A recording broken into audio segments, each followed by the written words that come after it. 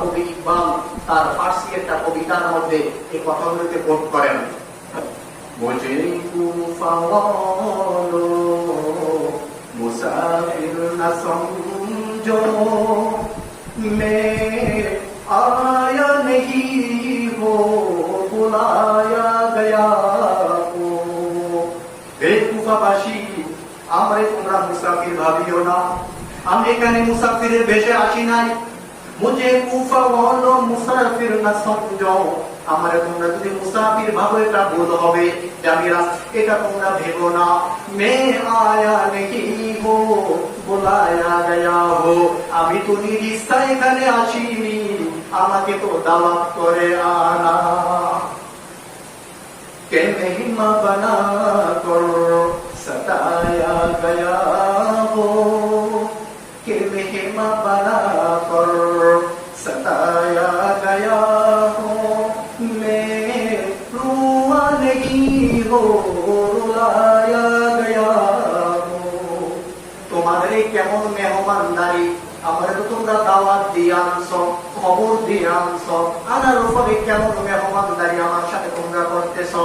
মেরুয়া নেই হো, আমি তো কাঁদিনি, আমাকে কাঁদানো হয়েছে।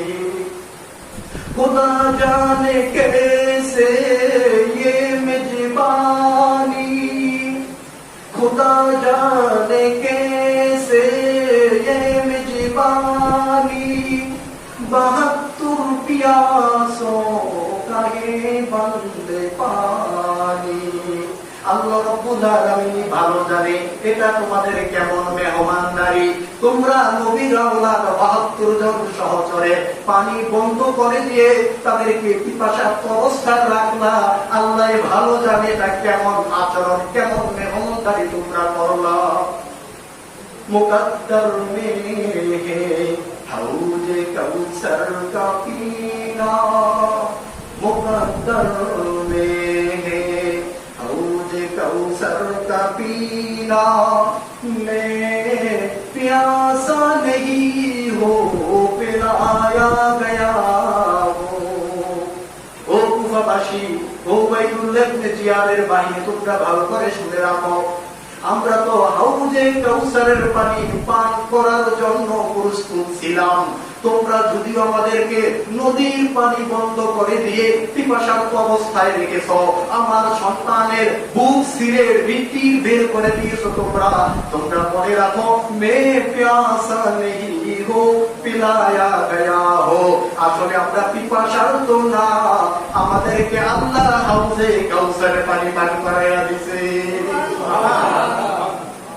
झुकाता जो सर पर गाहे खुदा में, सही पर कलम हो गया करबला में। झुकाता जो सर पर गाहे खुदा में, वही सिर कलम पर गया करबला में। আমার যে মস্তক আল্লাহ রাব্বুল আলামিনের কুদরতি পায়ের উপরে নত হইত, সেই মস্তক আজকে কারবালার প্রান্তরে নিকটিত হয়ে গেল। সেই হযরত হুসাইনের আত্মনাদ গুলো কোন হৃদয় সুহৃদয়বান ব্যক্তি তো ভালো কথা, পাহাড় সমপাল পরিমাণ শক্ত হৃদয় যদি কারো থাকে, সেও এটাকে মেনে নিতে পারে না।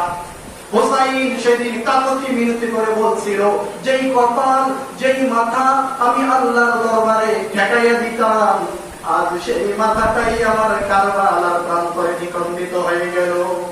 শাহাদাত কি মঞ্জিল কো পাহে মেনে, শাহাদাত কি মঞ্জিল কো পাহে মেনে, মে मुर्दा नहीं हो जिलाया गया हो। আমি তো শাহাদাতের পেয়ালা পান করেছি, যদিও তোমরা আমাকে হত্যা করতেছ, কিন্তু জেনে রাখো আমি তো শাহাদাতের মৌত আমার নসিব হয়ে গেল। প্রকৃতপক্ষে যদি তোমরা মনে করো আমি মারা গেছি, না না না, এটা ভুল হবে। মে মুর্দা নেহি হো, আমি তো মৃত্যুবরণ করি নাই, জিলায়া গয়া হো, আমার শির সবার উপরে। সুবহানাল্লাহ। मेरे वालगी हो रुलाया गया हो, मैं प्यासा नहीं हो पिलाया गया हो। সেই দিন হযরত হুসাইন ডেকে ডেকে বলছিলেন, যদিও তোমরা আমাকে পিপাসার্ত রাখছো, আমি পিপাসার্ত নই। তোমরা আমাকে কাঁদাই, আমি নিজ ইচ্ছায় কাঁদি নেই। তোমরা আমাকে দাওয়াত দিয়ে কাঁদাইছো, আমাকে তোমরা মারতে চেয়েছো, মনে করছো আমি মৃত্যুবরণ করছি। আসলে আমি তো মৃত্যুবরণ করি নাই। আমার মাথা, আমার শির, আমার জীবন সবার উপরে।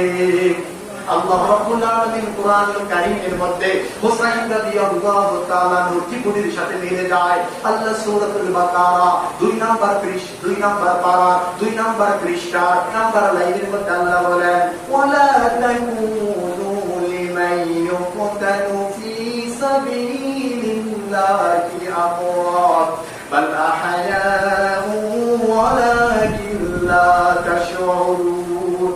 ও দুনিয়াবাসী, তোমরা জেনে রাখো, যারা আমি আল্লাহ রাব্বুল আলামিনের রাস্তায় জীবন দেয়, তোমরা তাদেরকে মৃত্যু বলিও না।